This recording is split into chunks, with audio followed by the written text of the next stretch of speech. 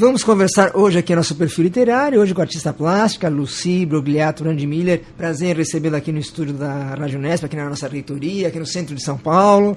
Parabéns por ter chegado mais cedo no horário da gravação. As pessoas geralmente chegam atrasadas, você chegou mais cedo, parabéns. Muito obrigada. Lucy, antes de falar especificamente desse evento, inclusive, né, do Universo da Aquarela, que você estará participando, eu queria saber um pouquinho do teu envolvimento, né, com artes visuais. Você vem de uma família já que tinha artista plástico, você que descobriu. Como é que é esse processo? Realmente, na minha família não tem artista plástico. A minha mãe era funcionária pública, meu pai comerciante, mas eu tive uma influência muito forte de um tio paterno, o tio Osvaldo, que tinha uma Leica quando eu era criança, um laboratório que eu achava fantástico. E mesmo pequena, eu percebi a diferença entre as fotos tiradas por ele e as fotos tiradas pela minha família, pelo meu pai, nas viagens, eventos. Seu primeiro dia de aula, né? Aquelas fotos de Kodak. E eu pensava que lindas fotos do meu tio, né? E como você já notava essa diferença? Eu notava, eu era pequena e eu achava assim, o papel diferente, a luz diferente. Mas eu descobri bem mais tarde que isso me influenciou muito, porque tinha aquelas cestas de Natal, né, que guardava as fotografias, os álbuns, e eu ficava lá procurando e comparando, e falava, gente, as minhas fotos são muito mais bonitas, as que ele tira de mim são muito mais bonitas do que as fotos dos meus primos, da minha mãe, aquelas fotos pequenininhas, né, que ficava meio embaçada, aquela foto dele com toda a luz, com todo o requinte, recortadinha, e na época não era cor, era PB, e ele coloria às vezes o vestido, né, porque era assim o princípio da cor, né. Então foi uma grande influência pelo meu gosto pela fotografia. Eu adquiri um gosto, uma vontade de fotografar, e adquiri uma máquina na adolescência, assim, aos 18 anos, 19, no meu primeiro emprego eu comprei uma Pentax. E aí comecei a fotografar inicialmente. E você desenhava também alguma coisa ou não? Ou era mais a foto nesse momento? Eu gostava muito assim desse mundo da arte. Eu lia muito, eu ia em exposições, fazia curso de história da arte, mas isso era visto na época como uma coisa meio requintada. Meu pai brincava até, parece filho do Matarazzo, porque eu só gostava de... A arte era vista mais como um hobby, né? Não uma profissão. Então, eu tinha esse gosto, o desenho, adorava lápis de cor, pedia sempre lápis de cor, caderno de desenho, desenhava, mas um desenho assim meio, né, copiado. A fotografia era assim meu foco maior, eu achava assim bonito. E na adolescência já tinha também esses filmes de arte que a gente chamava. Então eu morava em São José dos Campos, nasci lá, e tinha no CTA, no ITA, tinha uma terça-feira era o dia que passava filme de arte, né? Buñuel, Fellini, tinha discussão. Então já tinha aquele gosto pela plástica da fotografia, da importância. E aí eu acho que tudo isso me influenciou a gostar muito de foto, e comecei a fotografar inicialmente posters de crianças. Mas foi uma escolha ou um acaso? Não, comecei primeiro com a família testando, aí a família aí deu certo, aí começaram a surgir clientes, e daí eu fazia posters que na época eu usava, colava em Eucatex, aqueles posters grandes que ficavam nas casas, às vezes fazia umas fotos com viragem sépia.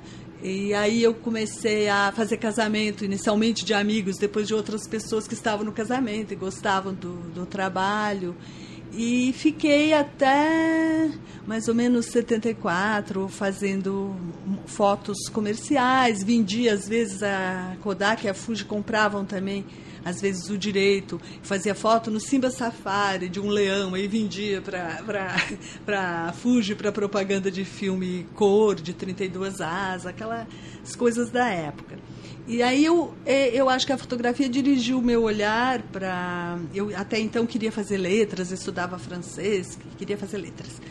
E aí tinha uma questão da imagem, uma questão da palavra. Uma questão da palavra misturada. Eu falava, não é letras, é isso que eu vou fazer. Só que com a fotografia, eu passei a me interessar muito pela expressão, pelo retrato. e fiquei assim tiete do Cartier-Bresson. Achava que esse tipo de foto era realmente a foto que eu queria fazer, e fiz sociologia, que encontrei assim, achei que o diálogo maior da fotografia era com a sociologia e não mais com as letras que eu tinha pensado inicialmente. E consegui assim conciliar com a sociologia a fotografia, durante 23 anos trabalhando como socióloga, e fiz fotos mais institucionais, fotos no trabalho, não que fosse uma exigência. Às vezes me pediam e eu também gostava de cobrir as comunidades carentes, moradores de cortiços e favelas índios. Mas era um olhar mais de socióloga ou mais de artístico, meio misturado? Na tua cabeça, como isso funcionava naquele momento? Eu acho, na minha cabeça, era mais artístico. Tinha uma mistura do sociológico, mas eu gostava sempre de dar assim, impregnar aquela foto de uma leitura, de uma indagação, assim, o que isso quer dizer. Não era assim uma fotinho simples, eu achava que tinha que ter alguma mensagem naquela foto.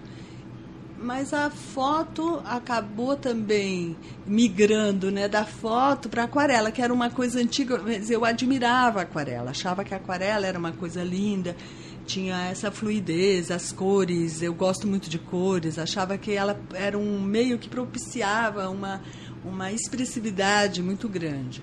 E aí, em 2006, eu resolvi fazer o curso, começar um curso de aquarela, que comecei com a Galina, que é uma aquarelista, e fiquei até 2008 com ela. Depois eu fui para o professor Luiz Eminian, que também... Que é uma pessoa extraordinária, né? Extraordinária, e as aulas dele são assim uma viagem, né?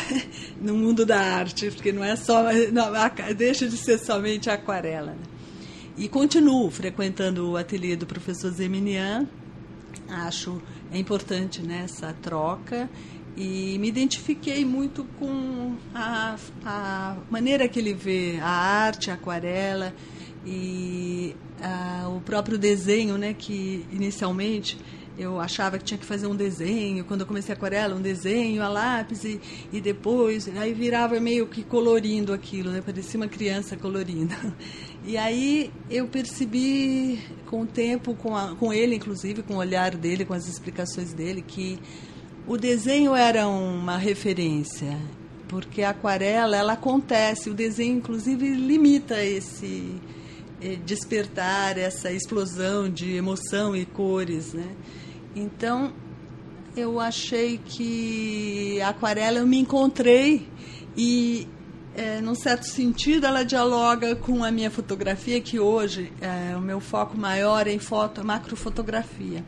Essa passagem para a macrofotografia aconteceu em algum ponto? Teve uma virada? Olha, ou foi natural? Foi natural. Eu sempre, quando eu comecei em 1968 a fazer foto, eu gostava muito da macro. Mas eu tinha esse olhar mais sociológico de pessoas, de situações. E eu acho que ele foi se apurando e, de repente, eu percebi que aquele universo macro que você meio desvenda o invisível, né? Porque você olha na lente e fala, uau, mas não é isso que aparece, né? Essa flor, né, que eu gosto das flores, por exemplo. Fala, essa flor, ninguém diria que ela é isso internamente, né? Aí foi me deslumbrando aquilo, né? Aquela fusão de cores, e eu acho que nesse sentido a macrofotografia lembra muito a aquarela, né? Que tem essa fluidez, essa aparência onírica. E quando eu pinto, eu não gosto de usar uma fotografia, ficar olhando a fotografia, mas eu me inspiro, eu penso, não, eu quero que seja algo que emocione, que a pessoa goste, que seja suave, que transmita uma paz, uma alegria, que as cores sejam harmônicas, que o desenho seja harmônico.